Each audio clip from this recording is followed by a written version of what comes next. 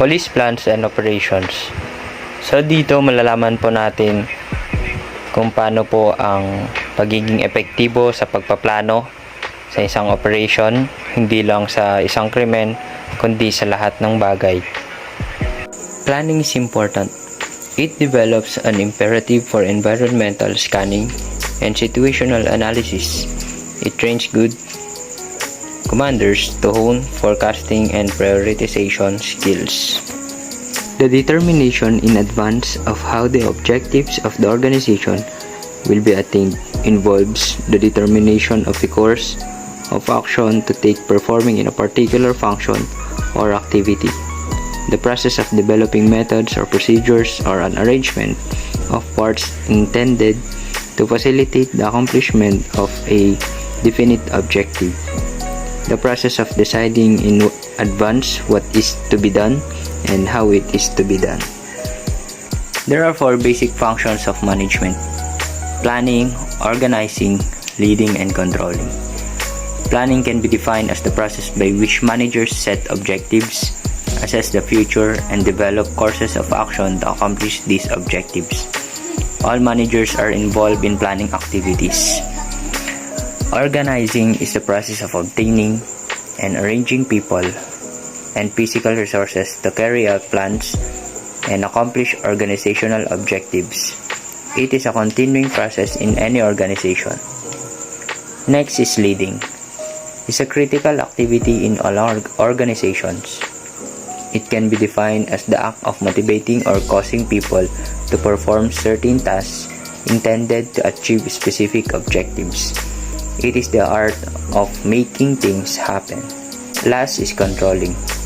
Can be defined as the continual analysis and measurement of actual operations against the established standards developed during the planning process. There are elements of planning. A goal. What do you want to attain? Course of action. How would you reach your goal? Implementing group. Who is tasked to do actions? Resources needed. What is needed to accomplish? So sa una, goal is ano po yung ating objective sa ating gagawin. Course of action, paano po natin ma-reach yung ating objective or yung ating goal. Implementing group, sino po yung mga gagawa ng action. Resources needed is ano po yung mga kailangan nating para po ma-accomplish yung ating objective. There are importance of planning. Careful planning should result in the development of a blueprint describing the means to accomplish objectives. Enumerated are the reasons why planning is considered to be a vital function of every managers.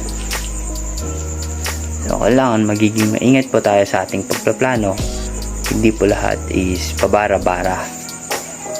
Kailangan ng maiging pagpaplano sa lahat ng bagay. People become more proactive, not just reactive. It is best to solve problem before it happens. A plan which is put in place, rehearsed, and evaluated would make implementation easier. It would make the police units dynamic and responsive. Second, doing more with less. PNP resources are always not enough.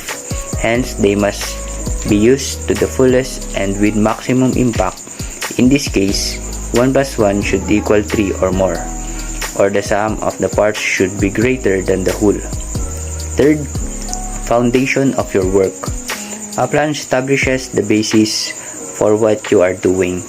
You will have a quiet guide or a roadmap to help you do the right things. Take for example, the situation patrolman.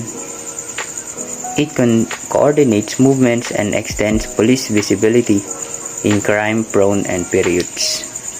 Fourth, helps make your people become more productive.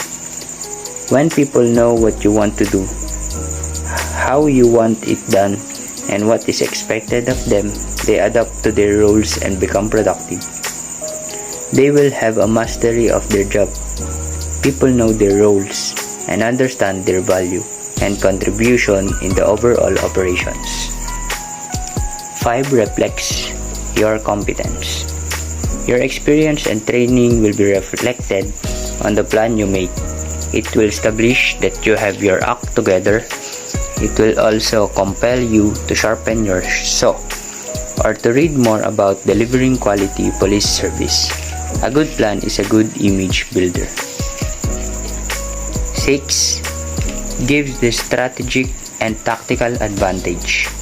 A well-formulated and instituted plan allows the commander to make actions and decisions which have long-term impact. At the same time, it prepares the unit for contingencies needing short-term solutions. Dynamism is an essential requirement of any unit. It must be flexible and attuned to the people's will. These are the importance of planning. Skills needed for planning.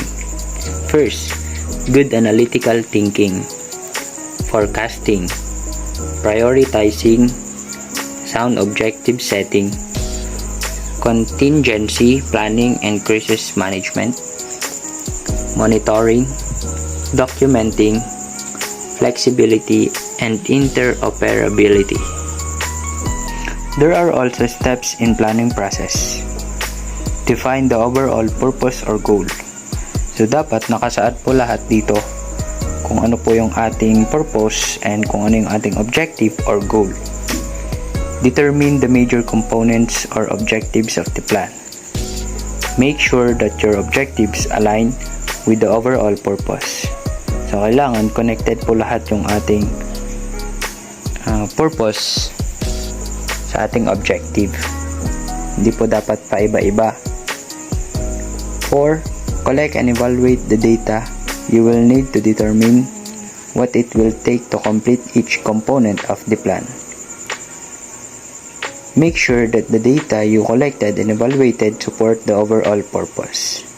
So yun nga po, gaya po sa number 2 na dapat nagkakaisa po lahat ng na-collect natin and na-evaluate na purpose para po sa ating objective. 6. Develop a forecast. Make sure that your forecast plan supports the overall purpose. 8. Determine action steps. 9. Make sure that your action steps support the overall purpose. Develop a contingency plan. Implementation your plan. 12. Make sure that your contingency plans support the overall purpose. 13. Make sure that your implementation supports the overall purpose. 14. Check the progress of your plan frequently. And last, make sure that your plan implemented that the overall purpose remains in focus. Dapat nagkakaisa po lahat yung ating mga plano para sa ating objectives. Dapat ito po ay sigurado. Yun lamang po. Ako po si Joshua G. Patao from BS Cream 3-3. Thanks for watching.